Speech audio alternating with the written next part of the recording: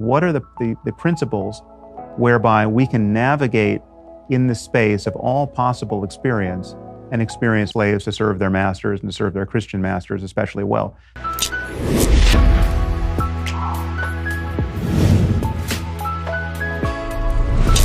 So today's Sunday special featuring Sam Harris, the author of Waking Up and the host of the Waking Up podcast, will begin in just a second. First, I want to remind you that you're going to die.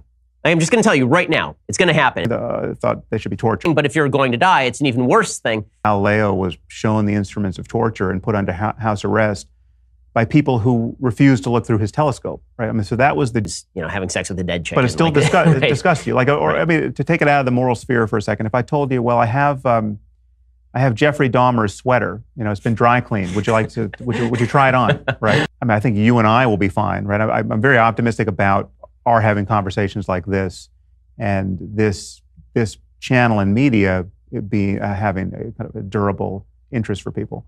But whether it will affect any real political change in the near term, I don't know, because I see that the left is fully capable to be under the sway of wishful thinking level. You can see evidence of it in monkeys, right? There's an expectation of fairness even in monkeys, right? So this is we're running a software program that is right. You can smell something bad and you feel like vomiting, and that's if that's the case, you and I tend to agree, I would think, on probably 95% of our central values about what it is that makes for a good life. Right. So we just have a perfect hell that has been designed for every possible conscious mind, right?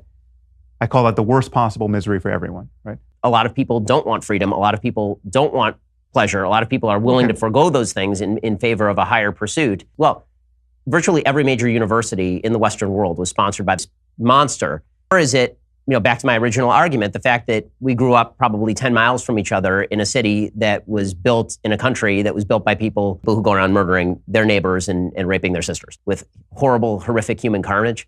Obviously, I can imagine a lot of ways to convince people of things. It's certainly problematic for you as a Jew. Mm-hmm. Let's just give you this pill and just see if we can bring a little daylight in there. And well, you actually, unfortunately, have arm cancer. It's a very rare cancer, but you've got it, right?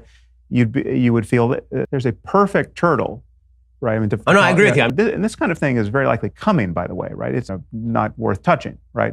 That you obviously got into a very well-publicized exchange with Ezra Klein at Vox over this, in which I thought wasn't that fun? I thought he was deeply intellectually dishonest. Shocker. Yeah, but I thought it was deeply intellectually dishonest. And then his suggestion that you were saying identity politics is bad is in and of itself a form of identity politics. Right. What do you make of this whole identity politics rising tide, and what do you think the backlash to that's going to be? Where is it coming from?